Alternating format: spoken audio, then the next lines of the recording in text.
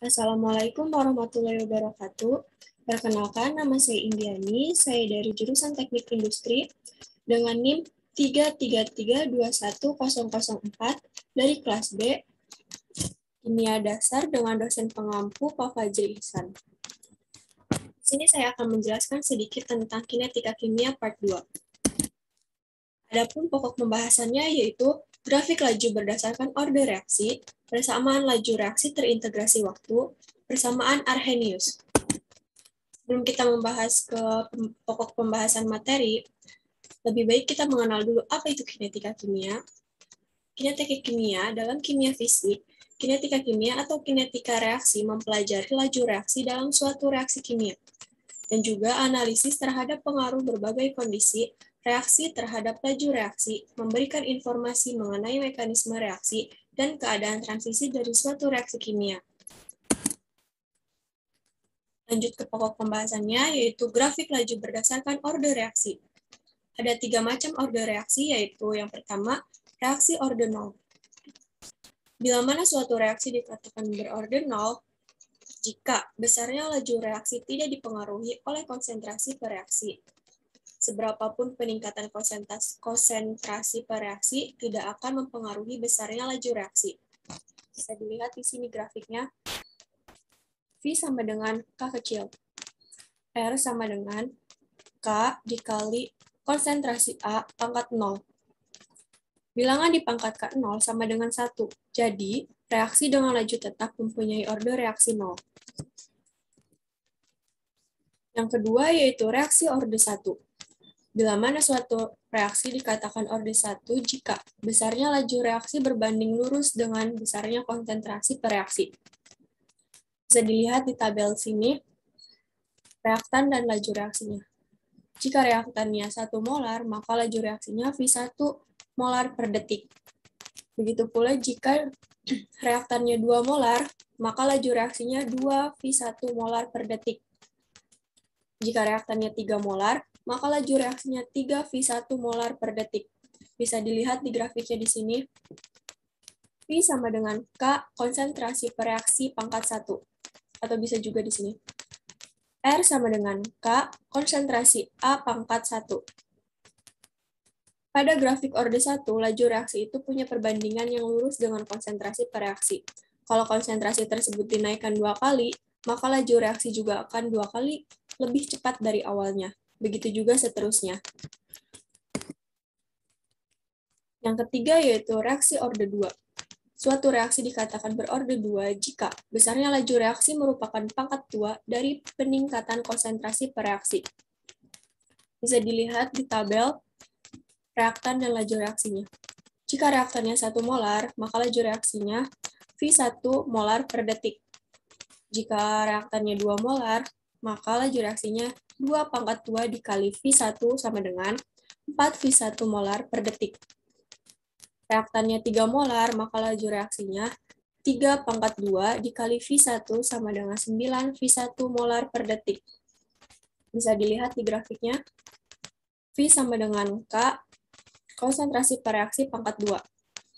Di sini pun bisa R sama dengan K, konsentrasi A pangkat 2. Pada grafik order 2, ketika konsentrasi dinaikkan N kali, maka laju reaksi akan naik N2 kali. Contohnya yaitu ketika laju reaksi dinaikkan 2 kali, maka laju reaksi akan naik 2 pangkat 2 atau 4 kali lebih cepat dari semula. Selanjutnya itu ada persamaan laju reaksi terintegrasi waktu. Sebelum ke pembahasan reaksi terintegrasi waktu, lebih baik kita mengetahui dulu apa itu persamaan laju reaksi. Persamaan laju reaksi, V adalah hasil kali dari tetapan laju reaksi K dengan konsentrasi awal A dan konsentrasi awal B yang dipangkatkan dengan order tingkat reaksi AX dan order tingkat reaksi. Laju reaksi awal. Laju diukur pada saat awal reaksi untuk berbagai konsentrasi awal per reaksi. Misal, A besar ditambah B besar menghasilkan produk. Laju reaksinya bisa didapat, yaitu V sama dengan K dikali konsentrasi A pangkat A kecil dikali konsentrasi B pangkat B kecil. Konsentrasi awal A yaitu konsentrasi A 0 dan konsentrasi awal B yaitu konsentrasi B 0. Maka laju awal adalah F0 sama dengan K konsentrasi A pangkat A kecil 0 dikali konsentrasi B pangkat B kecil 0.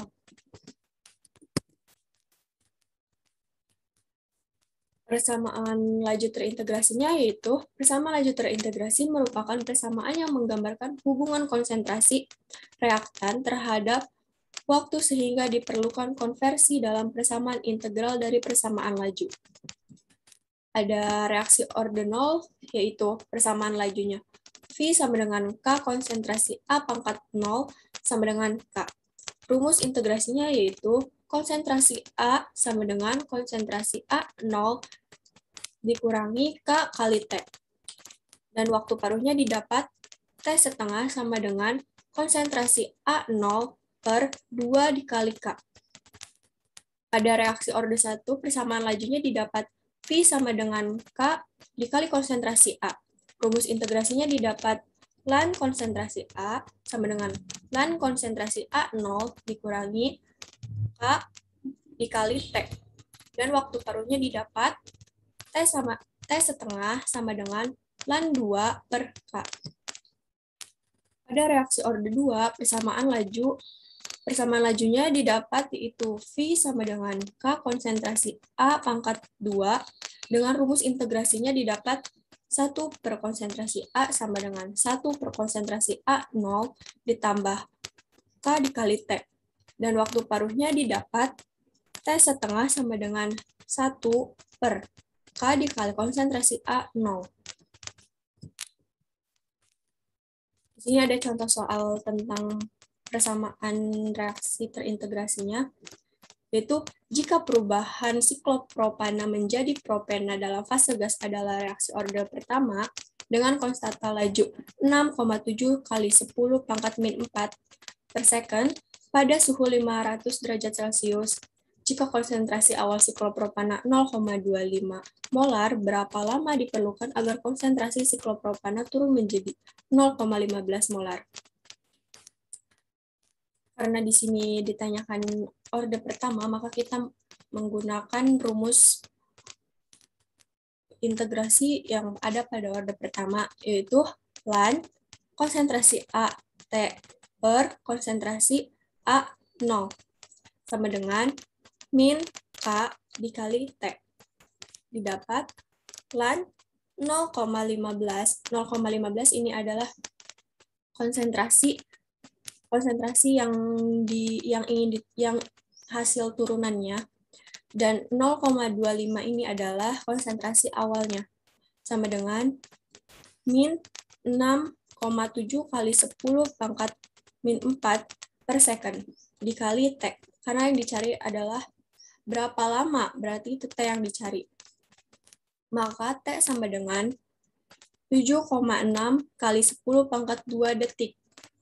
Atau bisa juga dijadikan menit, yaitu 13 menit.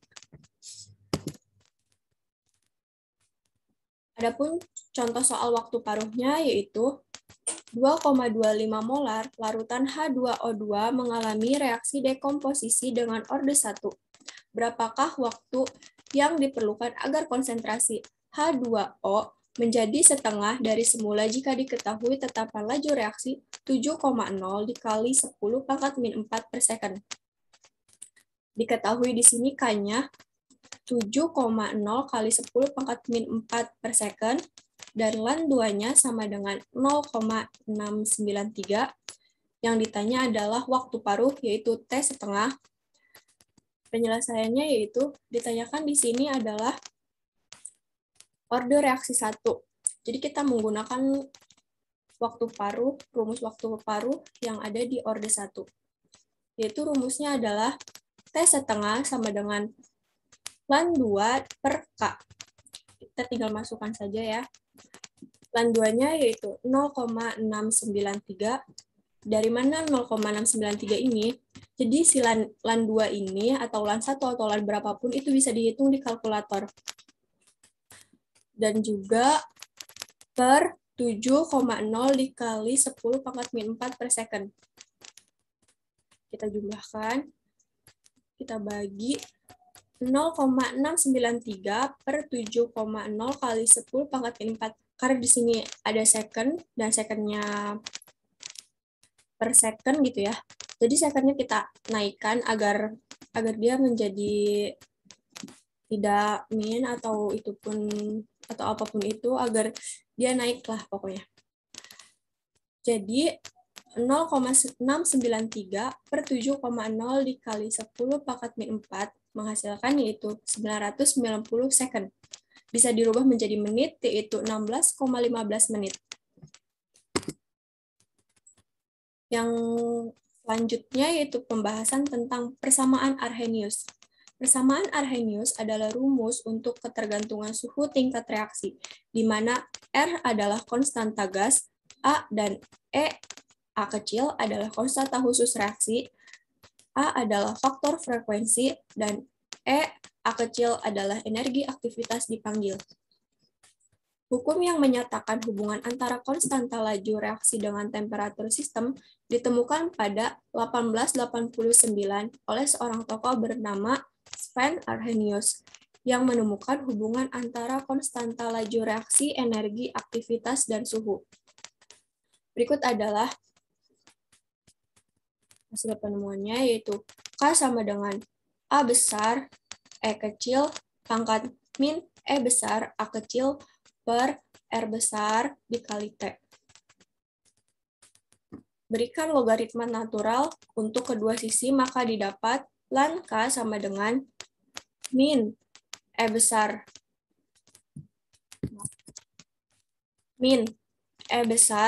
A kecil per R besar T besar ditambah ln A. Untuk reaksi yang sama namun dijalankan pada suhu yang berbeda, beberapa nilai konstanta dapat dicoret seperti ln A dan didapat persamaan Arrhenius berikut. Ini adalah rumus persamaan Arrheniusnya, bisa dilihat. Nah, ini juga keterangannya. Oke, selanjutnya yaitu contoh soal Arrhenius, persamaan Arrhenius. Diketahui reaksi berikut. N2O5 menghasilkan N2O4, yaitu menghasilkan N2O4 ditambah setengah O2. Pada suhu 25 derajat Celcius, konstanta lajunya adalah 3,45 dikali 10 pangkat min 5 per second, dan energi aktivitasinya 100 kJ per mol. Tentukan berapa suhu yang diperlukan agar waktu paruh N2O5 menjadi 1 jam. Jawabannya yaitu tentukan nilai, yang ditanya adalah tentukan nilai K2-nya. Kita masukkan rumusnya, K2 sama dengan ln 2, ya ini 0,693 adalah ln 2 per T setengah atau waktu paruh. Kita tinggal masukkan lagi 0,693 per 3.600 per second, yaitu 3.600 ini dari 1 jam ya, dijadikan ke second. Sama dengan 1,925 kali 10 pangkat min 4. Sehingga dapat kita masukkan ke persamaan Arrheniusnya, yaitu ln K2 per K1 sama dengan E besar A kecil per R dalam kurung 1 per T1 dikurangi 1 per T2. Kita tinggal masukkan ln 1,925 dikali 10 pangkat min 4 per 3,45 dikali 10 pangkat min 5 sama dengan